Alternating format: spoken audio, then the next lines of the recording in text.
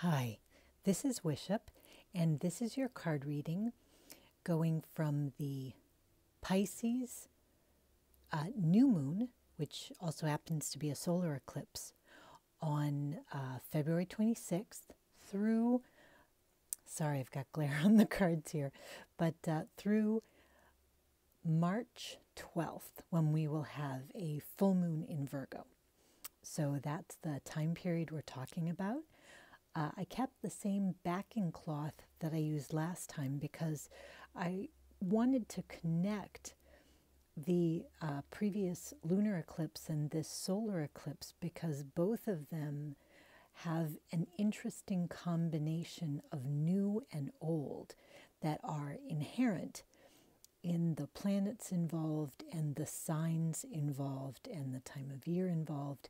And so both of them seem to me about taking something older, which can be your personal history, but it could be further back than that. It could be family history, history of the place where you're from, history of something you've learned before, something like that, and carrying it forward to birth a new beginning.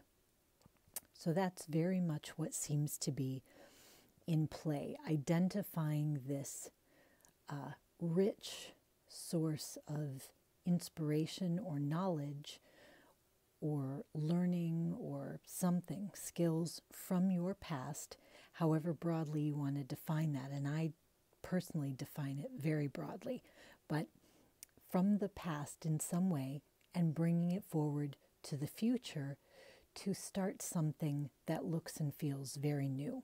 And this particular solar eclipse has that same vibe because it's happening in Pisces, which is the oldest sign because it's the 12th sign of the 12th houses. Pisces is connected to ancient wisdom, to memory, great love, great collective love, sort of that universal love, great spiritual truths. But because of all of the things it contains, it can be very deep. It can be hard to work through. It can be hard to get crisp answers and clarity. It tends to speak in poetry, and it tends to speak in ages, not just bullet points for this moment. And yet, we've got this beautiful solar eclipse happening. And the sun is the ruling sign of Leo, where we had the lunar eclipse just a couple weeks ago. And Leo is all about, as the sun is, these new beginnings, these bright and optimistic, childlike, enthusiastic, creative endeavors. So that's sort of where I see this crisscross that the moon, which can traditionally be thought of as, again, a very deep, somewhat mysterious sign that can have to do with memory and the subconscious, much like Pisces is. So we had the lunar eclipse, which happened in Leo, this childlike sign.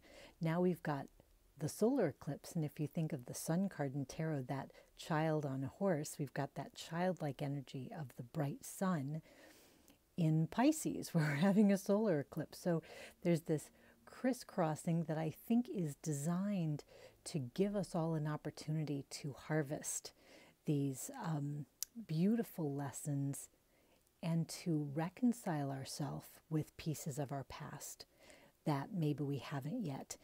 But in that reconciling, it's not so that you can kick it to the curb. You're reconciling it so you can take the best of it forward with you.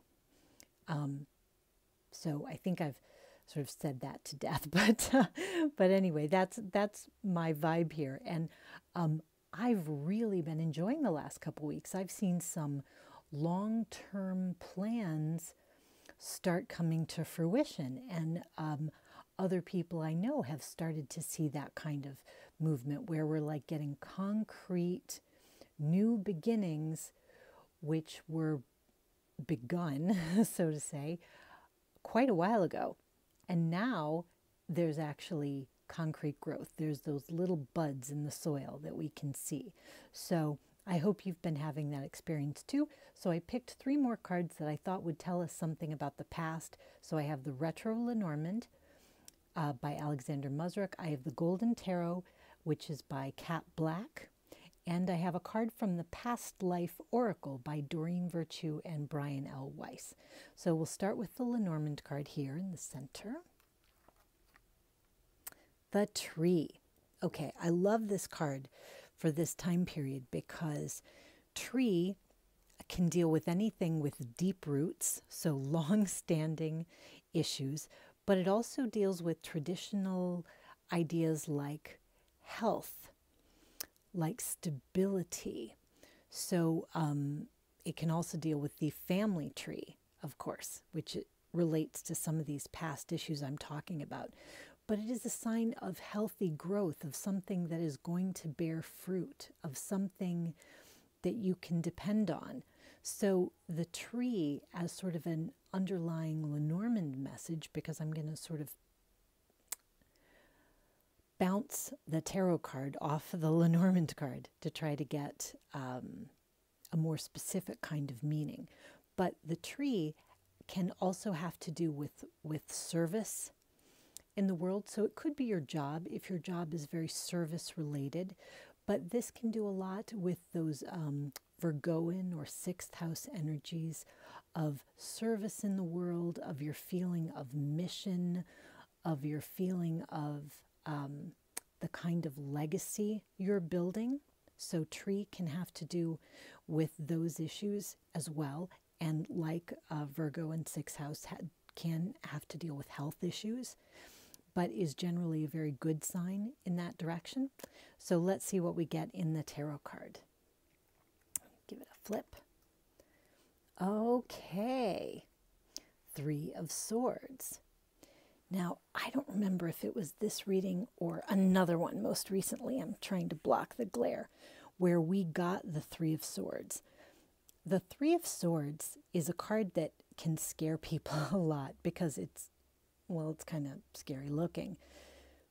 It really represents the head over the heart because it's Mercury, which is the sort of rules the sword suit, the mental realm, over the heart, which is ruled by Venus. And Libra is the sign or one of the signs that has Venus as its ruler. So when we see the 3 of Swords in the traditional tarot, we're sort of dealing with that idea of the Libra energy of being very heart-centered and wanting to create beautiful harmony. And yet there are these thoughts which are making it quite difficult. And if you look at this character here, she's sitting on a pedestal and she's holding a book and she has her arms crossed in front of her. They don't look as much protective or like sitting with your arms crossed as they look somewhat symbolic to me, as if she's almost bowing down or yielding to this storm that's raging above her.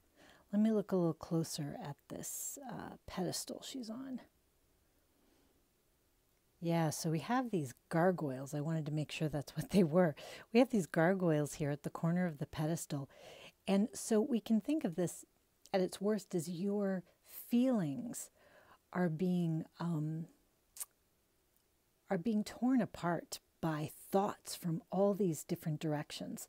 So each of these 3 swords could be a person involved in a situation, but it could also be a way of thinking. And unlike the 2 of Swords, where Libra is able to make peace by balancing these 2 swords against each other to maintain harmony and balance between them, when you've got 3, now it's out of balance and there's no way to keep everything on an even keel.